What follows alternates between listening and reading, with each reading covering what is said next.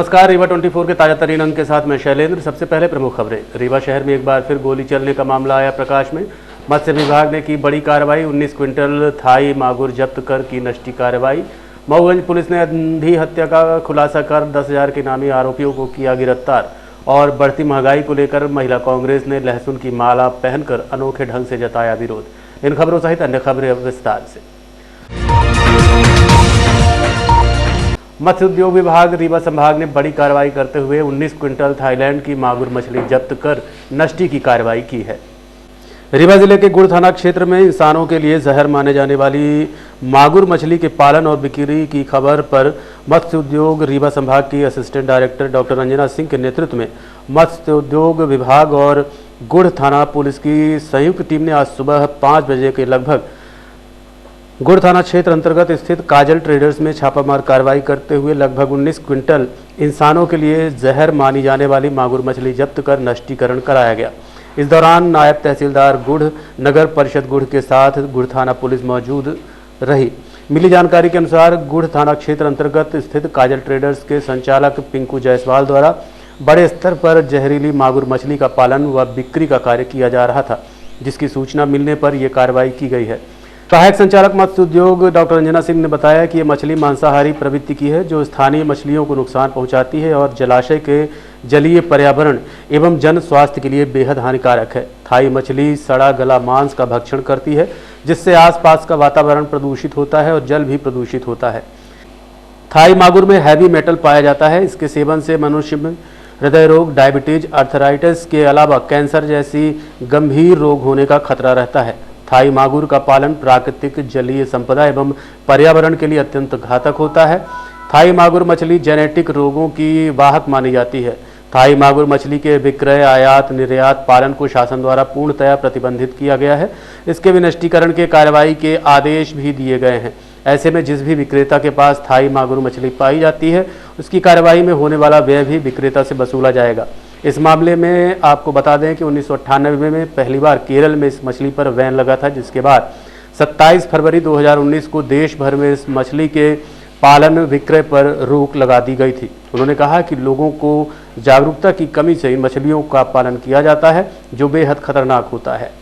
कल हमें पता चला था कि यहाँ पे थाई मागुर का अवैध विक्रय किया जा रहा है, क्योंकि ये शासन से ही प्रतिबंध है इस मछली में। ये नुकसानदायक है लोगों के जान के लिए, तो इसलिए आज हम लोगों ने सुबह सुबह इस पर कार्रवाई जब्ती की है। और इनके यहाँ जायसवाल जी के यहाँ ये 2 टैंक पाए गए हैं। इसमें एक ही टैंक में फिश है, बाकी तो खाली पड़ा हुआ है।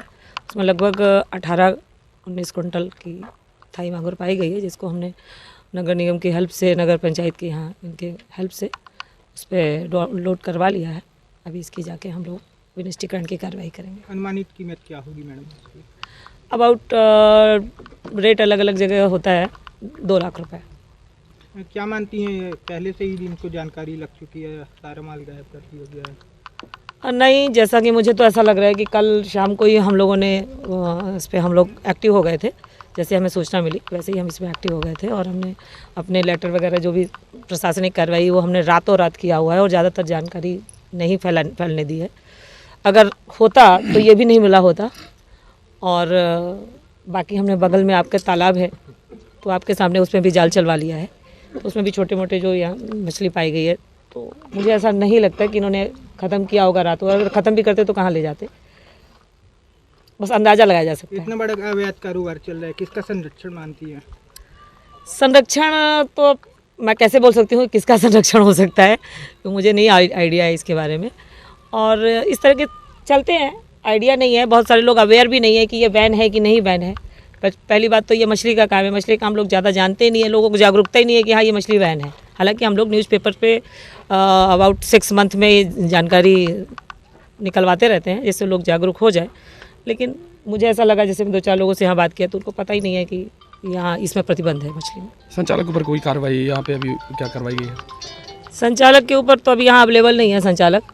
बताया गया कि उनकी तबीयत खराब है, वो रीवा में कहीं है। अभी मत्स्य विभाग के द्वारा कार्रवाई करवाई गई, क्या कुछ कार्रवाई हुई है? कार्रवाई अभी मैडम बताई है कि जो थाई मागुर मछली पाई गई है, तो उसके साथ प्रतिबंधात्मक है ये, और उसकी विक्रय पर तो उसमें कार्रवाई की गई है। हम प्रशासनिक के अपन उपलब्ध है ये कार्य में जो भी होगा।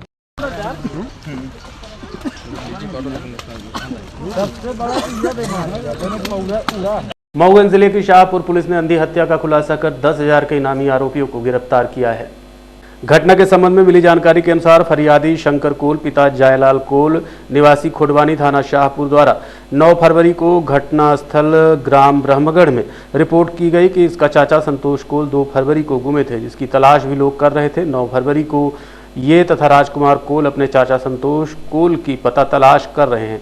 जैसे ही ग्राम ब्रह्मगढ़ में रामाधार पंडित के खेत के पास लगे ट्रांसफार्मर के पास देखा गया, चाचा संतोष कोल निवासी खोडवानी की लाश साइकिल और कपड़ों के साथ रखे होने की सूचना पर मर्म कायम कर पंचनामा कार्रवाई व पीएम पश्चात जांच पर अज्ञात आरोपियों द्वारा संतोष कोल की हत्या कर शव को जलाकर अधजली अवस्था में ट्रांसफार्मर के पास फेंकने पर धारा 302, 201 ताजीराते हिंद का अपराध प्रमाणित पाए जाने पर दिनांक 21 फरवरी को अपराध क्रमांक 49/24 धारा 302 ताजीराते हिंद कायम कर विवेचना में लिया गया। अज्ञात आरोपियों की पतासाजी हेतु टीम गठित कर बारीकी से दिनांक 22 फरवरी को पूछताछ की गई तो संदेही मोहित उर्फ मुन्नू साकेत निवासी खोडवानी वगैरह द्वारा जुर्म स्वीकार कर लिया गया। उक्त अंधी हत्या में संलिप्त 4 आरोपियों से घटना में प्रयुक्त औजार जब्त कर अंधी हत्या का खुलासा करते हुए पुलिस अधीक्षक मऊगंज वीरेंद्र जैन ने बताया। संतोष कोल इसकी लाश दिनांक 9 फरवरी को मिली थी। ब्रह्मगढ़ जो बिल्कुल लगा हुआ गांव है, वहाँ पर रामाधार पंडित के ट्रांसफार्मर वाला खेत है, वहाँ पर मिली थी। लाश में नग्न अवस्था में थी और उसके कपड़े पास ही जले हुए अवस्था में पड़े हुए थे।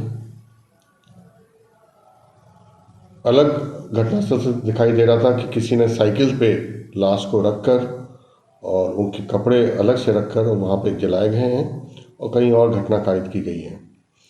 इसमें जो लाश मिली थी वो नग्न अवस्था में थी, लेकिन उसके ऊपर 3 साड़ियाँ लपटी हुई थी और उसके ऊपर सिर्फ एक कंबल लपटा हुआ था। साइकिल पे भी जो था उसमें मांस के टुकड़े लगे हुए थे। पुलिस ने इसमें विवेचना की तो पूरा इस जो हत्या था, हत्या करके इन्होंने जो साक्ष्य छिपाने का प्रयास किया उसका पूरा पर्दाफाश हो गया। पुलिस ने 4 आरोपी को गिरफ्तार किया है। मोहित साकेत, मुकेश साकेत, धर्मेंद्र साकेत और रंजीत साकेत। ये सभी लोग ब्रह्मगढ़ के रहने वाले हैं। इन्होंने पूछताछ में बताया कि ये लोग रात को ताश खेल रहे थे अपने घर में। बगल में इनकी भाभी उर्मिला साकेत रहती हैं। वहाँ पर अचानक चोरी की नीयत से ये मृतक संतोष कोल घुसा और वहाँ पे उन्होंने एकदम हल्ला मचा और वहाँ पर इन चारों ने मृतक संतोष कोल को पकड़ लिया, उसके साथ मारपीट की और उसकी हत्या कर दी। हत्या में जब उसकी हत्या हो गई तो फिर इन लोगों ने घर में ही उसकी लाश रखी। 3-4 दिन बाद जब लाश सड़ने लगी, बदबू आने लगी, तो इनका कहना था कि हमारे पास जो साइकिल रखी हुई थी और उस पर हमने रखा और साड़ियाँ अपने घर से ली, कंबल लिया, उस पर लपेटा और हमने करीब वहाँ से आधा किलोमीटर दूर रामाधार पंडित जी के खेत में उस डेड बॉडी को फेंका है। तो पुलिस ने इसका खुलासा कर दिया है और इसमें पुलिस को बहुत अहम साक्ष्य मिले हैं। पुलिस को मृतक के जो टॉर्च है वो भी आरोपियों के घर से मिली है। इसमें जो है खून के छींटे भी, चूँकि वो जब साइकिल से गए थे तो एक खून के छींटे। संत रविदास जयंती अवसर पर आज एक शोभा यात्रा निकाली गई और भंडारे एवं भजन कीर्तन का आयोजन किया गया। संत रविदास जयंती पर आज एक शोभा यात्रा निकाली गई। आज संत रविदास की 647वीं जन्मशती पर गड़रिया स्थित संत रविदास सत्संग भवन में भंडारे का भी आयोजन किया गया। साथ ही भजन संध्या का आयोजन किया गया। इस अवसर पर डॉक्टर अंबेडकर की प्रतिमा पर माल्यार्पण के बाद शोभा यात्रा निकाली गई जो संत रविदास सत्संग भवन पहुंची तथा सभी ने भजन कीर्तन कर भंडारे का आनंद लिया। दरअसल आज के दिन संत शिरोमणि गुरु रविदास महाराज की 647वीं प्रकाश पर्व जन्म जयंती का समारोह मनाया जा रहा है। आज रीवा के सभी नगर वासियों, जो रविदासिया समाज के लोग हैं और अन्य समाज के लोग हैं जो उनको मानते हैं, उन सब के द्वारा आज बाबा साहब की प्रतिमा स्थल पर माल्यार्पण करने के पश्चात यहाँ से शोभा यात्रा निकालकर रविदास सत्संग भवन गडरिया में जो है वहाँ पे समापन किया जाएगा। साथ ही वहाँ पे समाज के बुद्धिजीवियों के द्वारा प्रवचन और लंगर का आयोजन किया गया है और संध्या काल में भजन कीर्तन का कार्यक्रम भी है। और आज के दिन जो संत शिरोमणि गुरु रविदास महाराज का जन्म हुआ था, उन्होंने हमारे समाज के लोगों को एक संदेश दिया था, जैसे जाति जाति में जाति है जो कि तन के पात, रैदास मनुष्य जुड़ ना सके जब तक जाति ना जात। तो ये एक ऐसा मार्ग है जो उन्होंने हमें बताया था कि इस समाज में सब बराबर हैं, सभी को एक दूसरे पे ध्यान देना चाहिए, सभी के सुख दुख में एक दूसरे का सहयोग करें, ये उन्होंने सिखाया था। और आज के समय में जो भाईचारा की बात हम लोग करते हैं तो हमें उनकी बात का अपने जीवन में अनुसरण करना चाहिए। यही बात आज के लिए महत्वपूर्ण है और हम लोग उसी का संदेश हर वर्ष की कर्मचारी चयन मंडल द्वारा पटवारी भर्ती परीक्षा 2022-23 के चयनित अभ्यर्थियों की काउंसलिंग आज प्रातः 10 बजे से शासकीय विधि महाविद्यालय में आयोजित की गई। काउंसलिंग में चयनित अभ्यर्थियों के दस्तावेजों का सत्यापन किया गया। कलेक्टर श्रीमती प्रतिभा पाल के निर्देश पर काउंसलिंग के समय पूरी गंभीरता व गहनता से अभ्यर्थियों के सुसंगत दस्तावेजों का निर्देशानुसार परीक्षण किया गया। अभ्यर्थियों के पहचान पत्र, अंक सूची, मूल निवास प्रमाण पत्र व आयु प्रमाण पत्र सहित अन्य सभी दस्तावेजों का मिलान व सत्यापन दल द्वारा किया गया। काउंसलिंग टीम ने काउंसलिंग स्थल में प्रातः 9 बजे पहुंचकर सारी व्यवस्थाएं सुनिश्चित की। काउंसलिंग स्थल पर विशेष मेडिकल दल भी उपस्थित रहा जो संदिग्ध प्रकरणों का परीक्षण करते नजर आया। बताया गया कि विधि महाविद्यालय के 12 कक्षों में चयनित 377 अभ्यर्थियों का नियुक्त 12 दलों द्वारा काउंसलिंग की गई। आज कॉलेज के अंदर विधि महाविद्यालय से संबंधित व्यक्तियों को बस प्रवेश दिया गया। बतौर सुरक्षा पुलिस विभाग ने समुचित सुरक्षा व्यवस्था लगा रखी थी। कुल जो 377 की हमारे पास सूची थी उसमें सभी लोगों के लिए आज जो पटवारी परीक्षा में चयनित हुए थे उनकी काउंसलिंग प्रक्रिया चल रही है। 12 कक्षों में कुल इसको संचालित किया जा रहा है। इसमें हमारे जो 12 टीम्स है जिसमें हमारे तहसीलदार उसके टीम्स के अध्यक्ष है वो सभी दस्तावेजों की स्क्रूटिनी आज कर रहे हैं। तो जितने लोग आज आए हुए हैं उनकी सबकी स्क्रूटिनी आज ही उसकी फिनिश होके उनको चयन का प्रमाण पत्र दे दी जाएगी।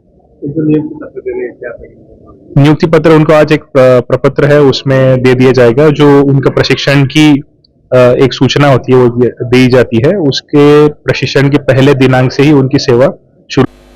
कृष्णा राज कपूर ऑडिटोरियम में जिला प्रशासन तथा इंदौर कैंसर फाउंडेशन द्वारा 2 दिवसीय संभागीय कैंसर शिविर का आयोजन किया गया।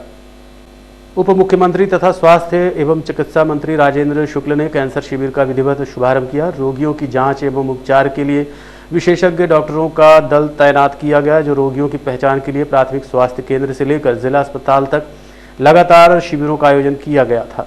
इसमें चिन्हित रोगियों को विकासखंड स्तर से रीवा तक लेकर आने के लिए वाहनों की व्यवस्था की गई है। शिविर को लेकर उप मुख्यमंत्री राजेंद्र शुक्ल ने कहा कि मरीजों को चिन्हित किया गया है उनमें जिन लोगों के कैंसर के लक्षण पाए गए करीब 2000 लोगों को यहां पर लाया गया जिनकी जांच विशेषज्ञ टीमों द्वारा की जा रही है।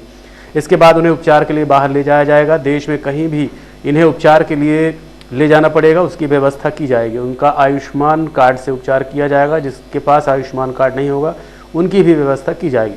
रीवा संभाग में जो कैंसर की एक बड़ी समस्या रही है उसके जागरूकता और इलाज के लिए भी ये शिविर आयोजित किया गया है जो मील का पत्थर साबित होगा। रीवा संभाग में कैंसर महाशिविर का आयोजन cancer foundation Indore doctor Dharkar ji ने जिसकी स्थापना की थी यहाँ पर आयोजित हुआ है। पिछले 1 महीने से लगातार ब्लॉक लेवल पे पीएससी लेवल पे पहली स्क्रीनिंग की गई है और उसमें जिन लोगों के लक्षण प्राथमिक रूप से पाए गए उन सारे लोगों को यहाँ पर करीब 2000 की संख्या में लाया गया है। उनकी फाइनल स्क्रीनिंग हो रही है और उसके बाद जब ये पाया जाएगा कि इनके अंदर कैंसर है तो फिर उनको कहाँ ले जाना है ये डॉक्टर की टीम तय करेगी। हमने कहा इंदौर, भोपाल या देश में कहीं भी यदि इनका इलाज जिन पे कैंसर पाया जा रहा है उनको ले जाने की आवश्यकता पड़े तो हम लोग उसका इंतजाम करेंगे। उनका आयुष्मान कार्ड से मुफ्त में इलाज होगा। जिसका आयुष्मान कार्ड नहीं होगा उसको कहीं ना कहीं से इंतजाम करेंगे। और रीवा संभाग के लिए एक बहुत बड़ी जो एक समस्या कैंसर की रही है उसकी जागरूकता के लिए भी और इलाज के लिए भी ये जो कैंसर का महाशिविर है ये बहुत मील का पत्थर साबित होगा। उसी में हम लोग भाग लेने जा रहे हैं। ऐसे कैंप लगातार जारी रहेंगे।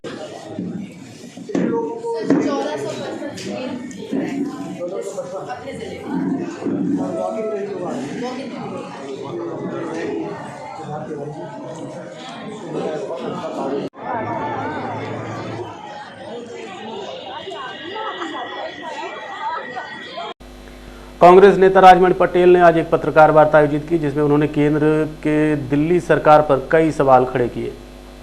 दिल्ली में एक बार फिर किसान और सरकार आमने सामने है। किसानों को रोकने के लिए दिल्ली को चीन और पाकिस्तान के बॉर्डर से अधिक सुरक्षा क्यों दी गई है? आखिर मोदी सरकार किसानों से क्यों बात नहीं करना चाहती? ऐसे कई सवाल राज्यसभा सांसद राजमणि पटेल ने आज मीडिया के सामने उठाए।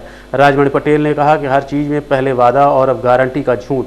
वैसे झूठ का सबसे बड़ा वादा मोदी का है, जिसकी कोई गारंटी नहीं। आज जब अन्नदाता अपनी बात कहने के लिए पहुंचते हैं तो उन्हें आतंकियों की श्रेणी में रखा जाता है और रासुका जैसी कार्रवाई अन्नदाताओं पर की जा रही है। ये कौन सा संविधान है? और क्या कहना है कांग्रेस नेता राजमणि पटेल का, आइए आपको दिखाते हैं। ये सरकार ऐसा बन गई है, हर चीज में गारंटी की बात आती। पहले वादा कहते हमारा वादा है, अब गारंटी आ गई। तो सारे मसले बात लगता है कि झूठ के अलावा इनके पास कोई गारंटी है। झूठ की सबसे बड़ी गारंटी मोदी जी की है, उसमें कोई डाउट नहीं है, और किसी तरह की कोई गारंटी नहीं है। आज किसान हमारा वहां बैठा हुआ है, बॉर्डर पर आप सब देख रहे हैं। पिछले बार किसानों के साथ क्या हुआ, 700 किसान शहीद हुए और उनकी संवेदना तक सरकार ने व्यक्त नहीं किया। आज इस बार किसान जिस तरह से पाकिस्तान और चाइना बॉर्डर में जो इतनी सुरक्षा नहीं होती है, जितनी माने किसानों को दिल्ली ना पहुंचने देने के अपने राजधानी में जा रहे हैं, कोई अपराध तो नहीं कर रहे हैं। राजधानी में रामलीला मैदान में जाकर के सभी लोग धरना करते हैं, प्रदर्शन करते हैं, अपनी बात कहते हैं। वहां किसानों को नहीं दिया जा रहा है, जाने दिया जा रहा है। और बड़ी बड़ी कीलें लगाई गई हैं, परमानेंट दीवारें खड़ी कर दी गई हैं। हमारे आतंकवादियों की जिस तरह से व्यवस्था नहीं होती, उससे भी कड़ी व्यवस्था किसानों को आने के लिए की गई है। और यहाँ तक तो आज सरकार को वापस लेना पड़ा। उन्होंने बता दिया कि मानिए किसान जो है आतंकवादी हैं, उनके ऊपर रासुका लगा दी। इससे बड़ा दुर्भाग्य क्या हो सकता है? किसान को तरीके से जो किसान सरकार के वादे के आधार पर अपने मांग कर रहा है, अपने हक अधिकार की मांग कर रहा है, तो उसके साथ में इस तरह का सलूक किया जा रहा है। और जो कहते कि किसान है ही नहीं, आतंकवादी वो अन्नदाता जो धरती का सीना चीर कर अन्न पैदा करता है, दुनिया का पेट भरता है, अगर आज वो अन्नदाता आतंकवादी हो जाएगा और उसके ऊपर रासुका जैसी कार्रवाई होगी, तो फिर प्रजातंत्र कहाँ रह गया? हमारा संविधान कहाँ रह गया? हमारी प्रजातांत्रिक व्यवस्था कहाँ रह गई? जिस संविधान में, जिस व्यवस्था ने हमें अपनी बात कहने का अधिकार दिया है। विपक्ष का एक दायित्व होता है, लोगों का दायित्व होता है, पर्सनल दायित्व होता है कि अपने हक, अपने अधिकार की बात कर सकता है, सरकार से मांग कर सकता है, धरना प्रदर्शन कर सकता है। ये हमारा संवैधानिक अधिकार है, प्रजातांत्रिक अधिकार है, आज जिससे वंचित किया जा रहा है। ये Rewa 24 news city cable network. मिलते हैं छोटे से ब्रेक के बाद। Pentium point group of institutions, a key to success. जी हाँ, Pentium point group of institutions, जहाँ पर आपको मिलते हैं BA LLB 5 year full time programme, LLB 3 year full time programme, bar council of India से मान्यता प्राप्त हैं। MBA के 2 year full time programme AICTE new Delhi से मान्यता प्राप्त हैं। Pentium point college of pharmacy, T pharma 2 year full time program, PCI new Delhi द्वारा मान्यता प्राप्त। पेंटियम पॉइंट टेक्निकल कॉलेज में स्नातक व स्नातकोत्तर की सभी पाठ्यक्रम संचालित हैं, जिनमें प्रवेश प्रारंभ है। हमारा कॉलेज कोड है P500। याद रखिए, सामान्य वर्ग BPL कार्ड धारकों को शिक्षण शुल्क में छूट व SC ST OBC छात्रों को मध्य प्रदेश शासन की नियमानुसार छात्रवृत्ति। आप संपर्क कर सकते हैं हमारे हेड ऑफिस में, जो है हेडगेवार नगर, रेडियो कॉलोनी के सामने रीवा, और कॉलेज कैंपस में, जो है करहिया सिमरिया रोड और हरदी सिमरिया रोड रीवा में। अधिक जानकारी के लिए हमारे फोन नंबर पर संपर्क कर सकते हैं। हमारा फोन नंबर है 07662438035। मोबाइल नंबर पर भी संपर्क किया जा सकता है, जो है 9992084339।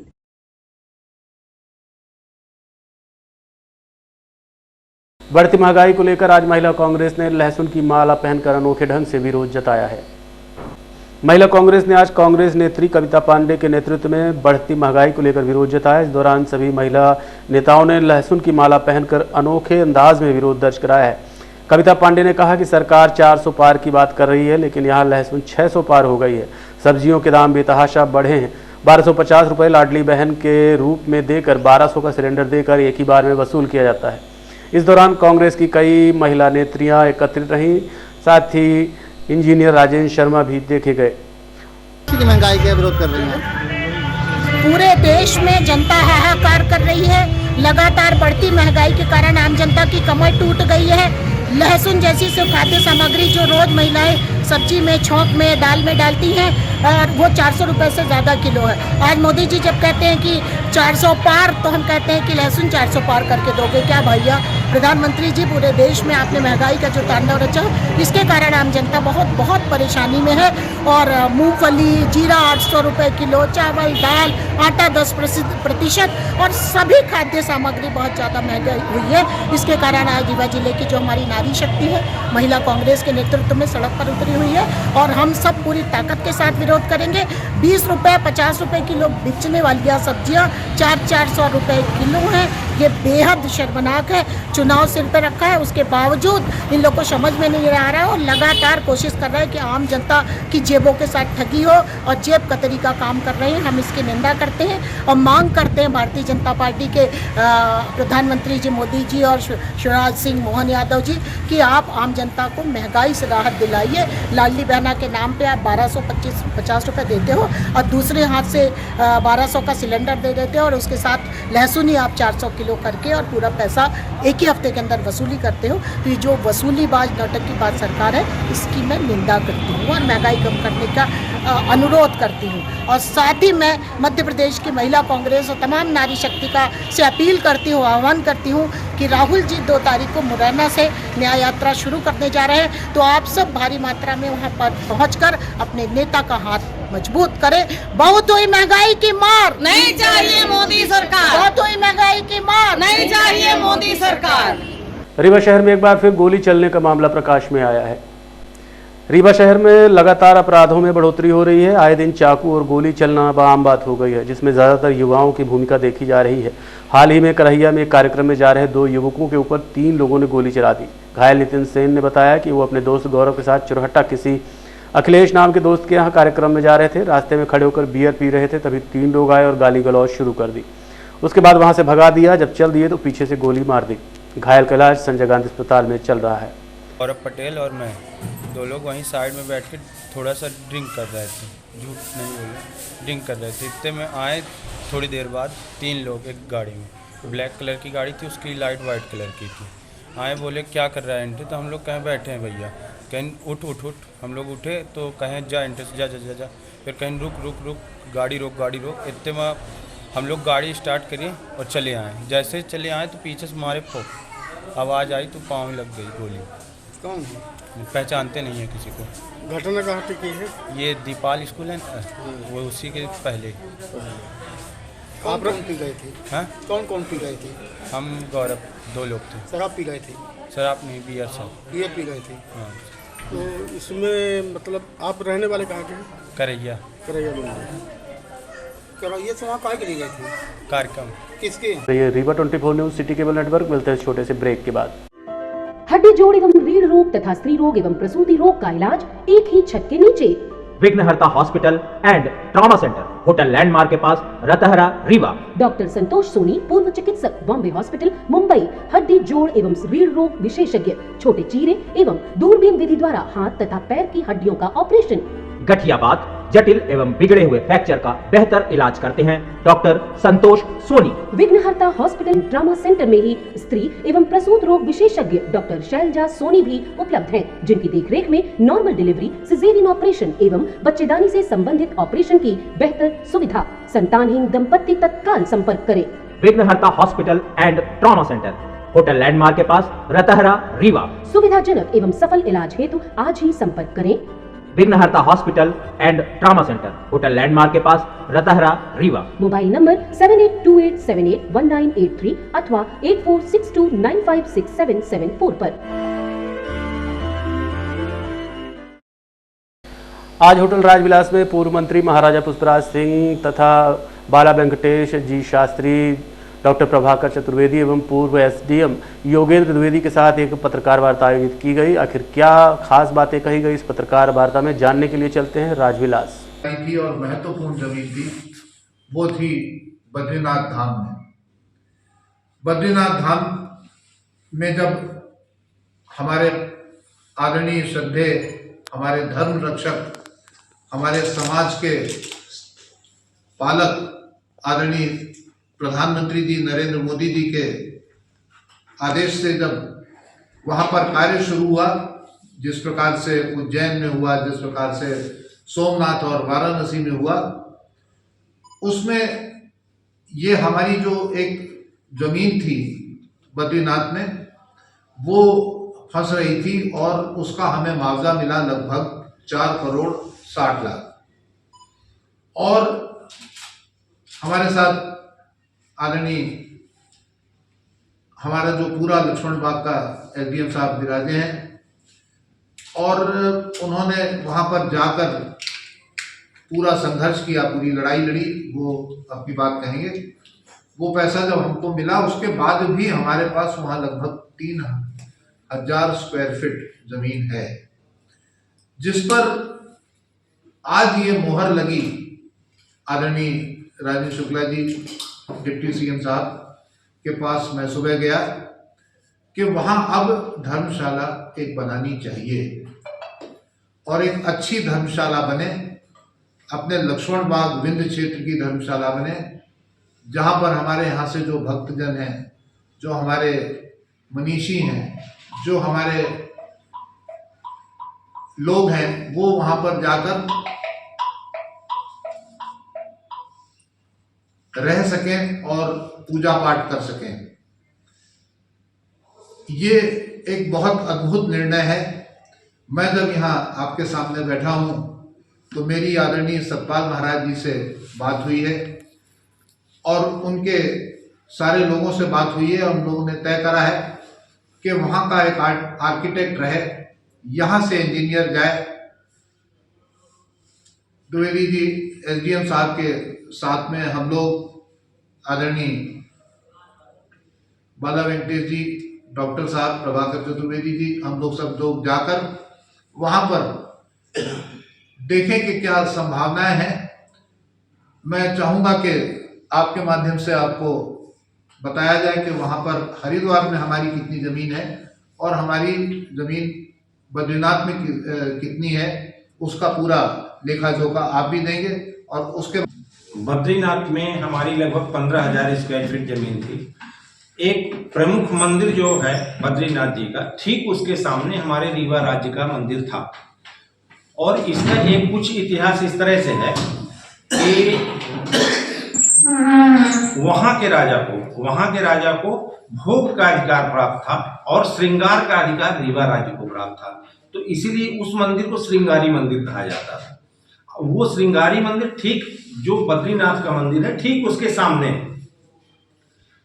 तो अभी जब चूंकि ये हर जगह जो माननीय प्रधानमंत्री जी के द्वारा विस्तार किया जा रहा है, हर जगह मंदिरों का आवागमन सुगम बनाया जा रहा है, उसके तहत वो जो 11,500 की स्क्वायर फीट जमीन थी ठीक बद्रीनाथ मंदिर के सामने, मतलब आप बद्रीनाथ के मंदिर से निकलते हैं तो ठीक उसमें पहुंचेंगे हमारे इस जो रीवा राज्य का श्रृंगारी मंदिर था उसमें। तो अब चूंकि वो संकीर्ण तो वास्तव में था ही, तो 11,000 स्क्वायर फीट जमीन हमारी गृहीत कर ली गई शासन द्वारा हमारे बद्रीनाथ के उससे। अब 3,000 स्क्वायर फीट जमीन हमारी दूसरी जगह थी, यद्यपि वो भी अधिग्रहित की जा रही थी, 3,000 वर्ग फीट भी अधिग्रहित की जा रही थी। तो 3,000 वर्ग फीट जमीन अधिग्रहित होने की स्थिति में हमें मुआवजा भी कम मिल रहा था, 2.5 करोड़ रुपए मुआवजा मिल रहा था। तो 3,000 वर्ग फीट जमीन, उसमें महाराज साहब का बहुत बड़ा योगदान रहा कि उसमें 3,000 वर्ग फीट जमीन छूटी। 3,000 वर्ग फीट जो जमीन छूट गई, तो अब आज ये निर्णय हुआ, जैसे महाराज साहब बता रहे थे कि उसमें धर्मशाला या कुछ इस तरह की चीजें कि यहाँ के लोग जाएं तो रुकें, छोटा सा मंदिर, ताकि यहाँ का जो श्रृंगारी मंदिर है, श्रृंगार का अधिकार है बद्रीनाथ, वो यथावत बना रहे। तो इस संबंध में प्रयास किया जा रहा है, महाराज साहब इसमें काफी प्रयासरत है। दूसरा एक हरिद्वार है, वहीं से पहले हरिद्वार से ही तो हरिभूमि चालू होती है उधर, तो हरिद्वार में भी अपनी लगभग 12,000 स्क्वायर फीट जमीन है। आज के अंक में इतना ही। देखते रहिए रीवा 24 न्यूज़। नमस्कार। देखते